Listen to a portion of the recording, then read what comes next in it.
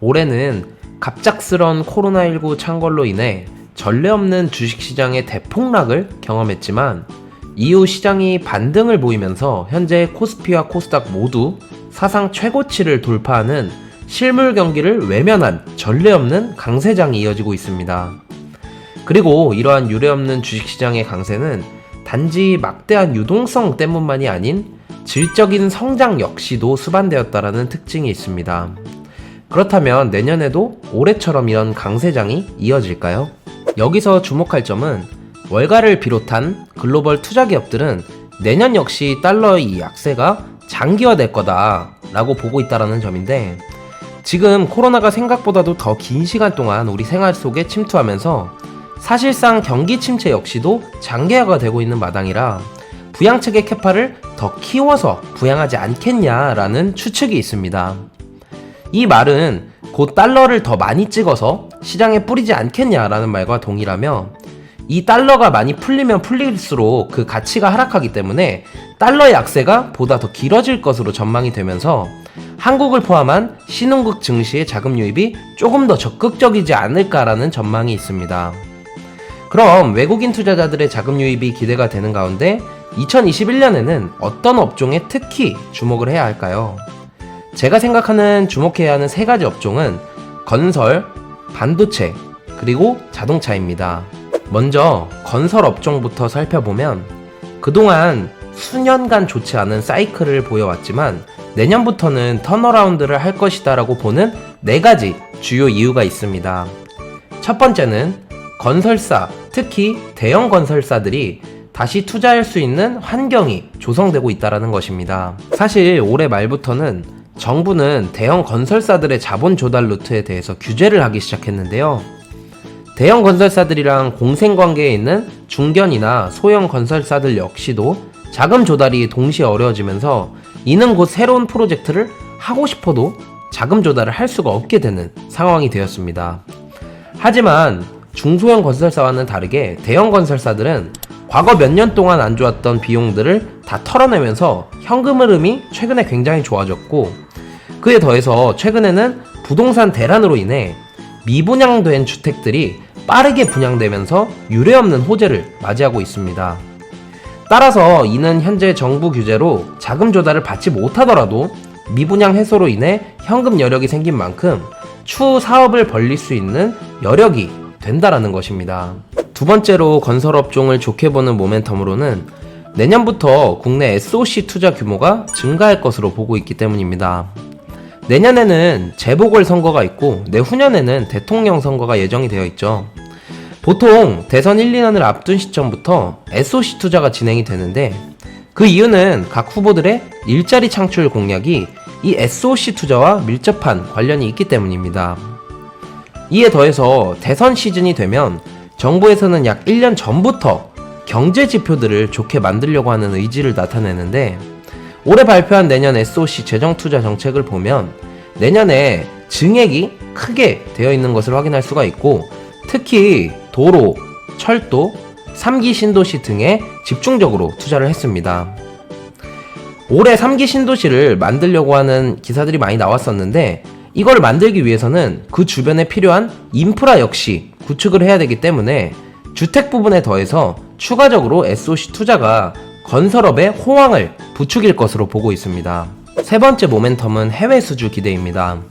잘 아시겠지만 일단 해외에서 수주하게 되면 금액 규모 자체가 어마어마합니다. 그러나 이건 단순히 수주를 하는 것도 중요하지만 유가도 같이 봐야 하는데요. 유가가 중요한 이유는 유가가 올라야 중동 국가들의 재정 상태가 좋아지고, 그래야 이런 국가들이 관련 투자들을 많이 집행하기 때문입니다. 실제로 현재 중동 국가들은 미래의 먹거리로 관광시설 투자를 많이 한다고 하는데요. 여기에 한국 건설사들이 투입이 되는 개념인 것이죠. 마지막 모멘텀은 다양한 신사업입니다. 건설사는 대개 아파트만 짓는다고 생각을 하지만 최근에는 신사업 분야에도 많이 뛰어들고 있는데요. 일례로 수소연료전지 발전소, 데이터 센터 등의 건설사들이 직접 참여를 해서 필요한 기업에 되파는 일을 하고 있습니다. 종합해보면 대형 건설사들 같은 경우 자본 흐름이 좋아지는 것에 더해 신사업과 해외 수주, 그리고 SOC 투자에 따른 수혜를 지속적으로 받을 가능성이 높다고 정리할 수가 있습니다. 유망업종의 두 번째는 단연 반도체입니다. 앞으로 세상은 코로나19 전후로 나뉘게 될 것이다 라고 하는데, 반도체 역시 언택트라는 개념이 새로 등장하면서 코로나 이전과 이후로 나눌 수가 있습니다. 이쪽에 관심이 많은 분들은 잘 아시겠지만 내년 2분기부터 D램의 부족한 현상이 나타날 것이다 라는 건 이제는 시장에서도 기정사실화하는 단계인데요. 현재 코로나19 백신이 출시된 시점에서 내년에 코로나19가 어느 정도 안정화된다면 가장 먼저 업사이트 되는 전방산업은 바로 스마트폰일 것입니다. 특히 스마트폰 시장에서 주요 대표 업체 간 시장 점유율 경쟁은 더욱더 치열해질 것이기 때문에 이에 대한 모바일 D램 수요가 크게 늘어날 것으로 보입니다. 그리고 이 스마트폰 섹터를 좀 탑픽으로 보는 이유는 소비자들이 반도체 기술력을 가장 빠르게 체감할 수 있는 분야가 바로 모바일에서의 기술력 차이기 때문인데요. 현재는 모든 걸 모바일로 구현할 수 있는 세상이죠. 심지어 자동차 도어락도 스마트폰으로 가능한 시대이기 때문에 스마트폰 하나면 모든 걸 할 수 있는 세상임을 우리는 체감을 하고 있습니다. 그에 더해서 모바일 D램 역시 과거 1기가에서 현재는 12기가까지 늘어나면서 내년 역시 스마트폰에 탑재되는 모바일 D램의 개수는 계속 더 늘어날 것으로 보입니다. 그리고 반도체의 두 번째 모멘텀은 서버 D램의 수요가 지속적으로 증가할 것이다 라는 견해인데요. 올해 코로나19로 촉발된 디지털 트랜스포메이션, 즉 기존에 오프라인화 되어 있었던 정보들이나 업무 처리 방식을 온라인으로 전환하는 속도 역시 더욱더 빨라질 것이기 때문에 앞으로도 서버에 대한 수요 역시 계속해서 늘어날 것으로 보고 있습니다. 대표적인 서버 업체 빅4인 페이스북, 아마존, 구글, 마이크로소프트 같은 업체들이 내년 상반기에 이러한 서버 증설을 위해서 본격적인 투자에 들어갈 것이다 라고 보고 있는데요.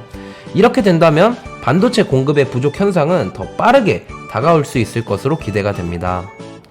이 부분은 이전 영상에서 잘 설명을 드렸으니까 디테일한 내용은 이전 영상을 참고해 주시길 바랍니다. 마지막으로 내년이 기대가 되는 유망업종은 자동차입니다. 2021년 자동차 시장을 바라보는 관점은 크게 두 가지 이슈가 있는데요. 첫 번째로는 친환경 전기차 정책을 살펴보면 전기차 보급률이 상대적으로 높지 않은 미국이 친환경 정책을 통해서 자국 내 전기차 점유율을 유럽 수준까지 끌어올릴 수 있을 것인가에 대한 기대입니다. 특히나 미국은 테슬라의 점유율이 압도적으로 높아서 타 완성차 경쟁 업체들과의 시장 점유율 다툼에서 유리하기 때문에 테슬라는 계속해서 시장의 파이를 크게 늘릴 수 있을 것이라고 보고 있습니다. 그리고 2020년 유럽 시장을 통해서 얻을 수 있는 교훈점이 하나 있는데, 환경 규제와 보조급이라는 콜라보 정책이 전기차 생산과 소비 시장을 성장시킬 수 있다는 걸 확인을 할 수가 있었습니다. 탄소 규제를 어긴 차량을 생산하면 완성차 회사에 페널티를 먹이는 방식과 전기차 구매 시 보조금 지원 정책을 동시에 사용하면서 완성차 회사들은 전기차를 생산할 수밖에 없었던 포지션이었고, 구매자들은 당연히 전기차 보조금의 매력을 높게 평가해서 이쪽으로 구매를 많이 했었거든요. 이런 점을 보면 향후 미국에서도 이러한 정책으로 전기차 시장을 업사이드 하지 않겠냐라는 기대감이 있습니다. 두 번째로 자동차 시장을 바라보는 모멘텀은 테슬라가 쏘아 올린 자율주행입니다. 테슬라는 차량을 구매할 때 추가 비용을 지불하면 옵션으로 장착할 수 있도록 FSD 기능이 있습니다. 이 FSD가 이슈가 되고 중요한 이유는 자율주행이 가능해지는 시점부터는 테슬라는 이제 더 이상 하드웨어가 아닌 소프트웨어까지 구현할 수 있는 회사로 발돋움을 할 수가 있고, 이로 인해 경쟁사들 역시 앞다퉈서 자율주행차를 출시하기 위해 노력할 것이기 때문입니다. 실제로 올해 국내 2차전지 업체들을 보면 대부분의 업체들이 테슬라의 직접 제품을 납품하지 않아도 테슬라의 주가와 비슷한 흐름을 보이는 경향이 있었는데요. 그 이유는 테슬라가 어떤 분야에서 성장을 하면 할수록 경쟁 업체들 역시 테슬라가 집중하는 분야에 참여를 할 것이기 때문입니다. 현재 기업이 보유하고 있는 기술력과는 전혀 상관없이 시장 자체가 커지고 있다라고 봐야겠죠. 내년에는 올해처럼 모든 자산, 특히 주식 내에서도 모든 업종의 주식이 오를 거라고 생각하지는 않습니다. 만약 내년에 코로나가 실물 경기에 미치는 영향력이 줄어들고 지연된 투자 사이클이 집행이 되면서 이로 인해 경기가 다시 활기를 되찾는다면 올해보다 지수는 더 올라갈 수 있겠지만 그 안을 자세히 들여다보면 일부 선별된 섹터들만 상승할 것입니다. 그리고 그 섹터들 안에는 앞에서 언급한 3개의 섹터가 포함이 되어 있을 것으로 예상을 합니다. 이번 영상은 2021년에 기대가 되는 3가지 업종에 대해서 살펴보았는데요. 투자는 늘 미래지향적인 포지션을 추구해야지만 보다 더 높은 수익률을 창출할 수 있습니다. 막연해 보이지만 멀지 않은 내년을 미리미리 준비하는 자세로 좋은 재테크를 하셔야겠죠. 영상이 도움이 되셨다면 구독과 좋아요 부탁드리고 다음 영상에서도 좋은 내용으로 인사드리도록 하겠습니다.